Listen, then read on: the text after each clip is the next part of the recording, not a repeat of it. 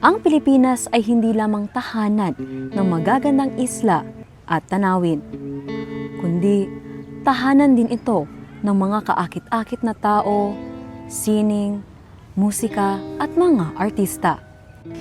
Ngunit sa pagpasok ng impluwensya ng mga dayuhan, handa pa rin ba tayong yakapin ang ating sariling angking galing? Ito po si Thea Concepcion at ito ang Mata ng Katotohanan.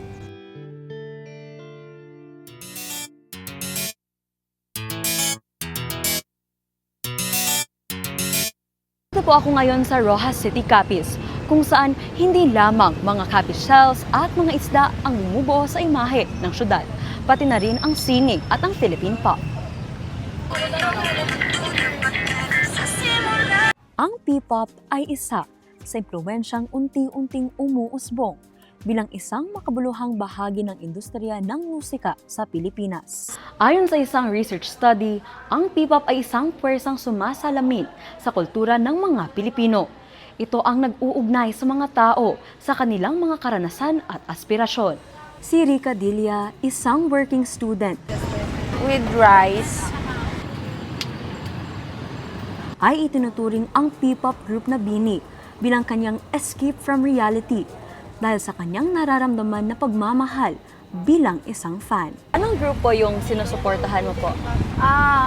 Bali po yung group na sinusuportahan ko po. Super idolo ko po talaga sila. Ang BINI po. So, ang idolo ko doon si BINI Sheena. Araw-araw, gumigising ng maaga si Rica upang magtrabaho sa isang siomai stall. Ito ng Calamansi. soy sauce, bali toyo. Then ito, chili sauce. Lalagyan mo din. And then dito, bago ka maglagay ng siomai, lalagyan mo muna ng mantika. Kahit siya'y pagod na pagkatapos nito, maghahanda pa rin siya para pumasok sa kanyang kolehiyo. Binabalanse ko po yung responsibilidad ko bilang isang working student. Pagkagising ko, nagsusumikap talaga ako. Pagkagising ko sa umaga, nagliligpit ako para pumunta dito at magtinda para may ibaon pagdating ng pasukan. Po. At para makatulong din ako sa aking mga magulang. Sa kabila ng kanyang mga hinaharap na mga hamon sa buhay, nakakita siya ng kasiyahan sa mga P-pop group, lalo't lalo na sa BINI, na tila'y binago ang kanyang buong buhay.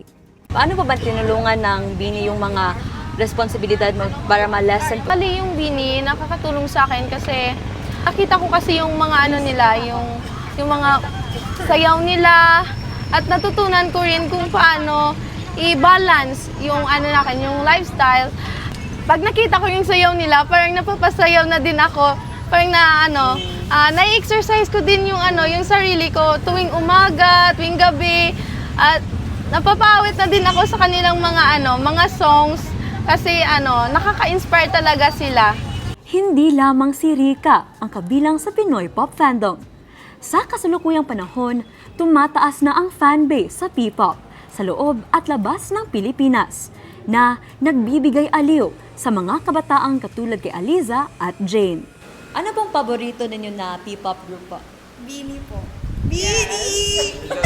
For me, ang favorite ko is ang BINI. Sino pang bias mo sa BINI po? Si Aya. Ngunit dahil sa pagtaas ng fanbase sa P-pop, dumarami na rin ang kanilang mga haters at bashers.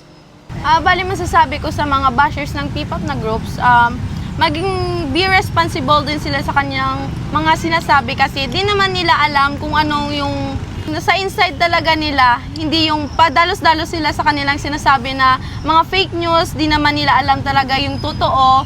Tinuturoang maging perpekto ang mga idolo. Galing sa image build-up hanggang sa mga media training.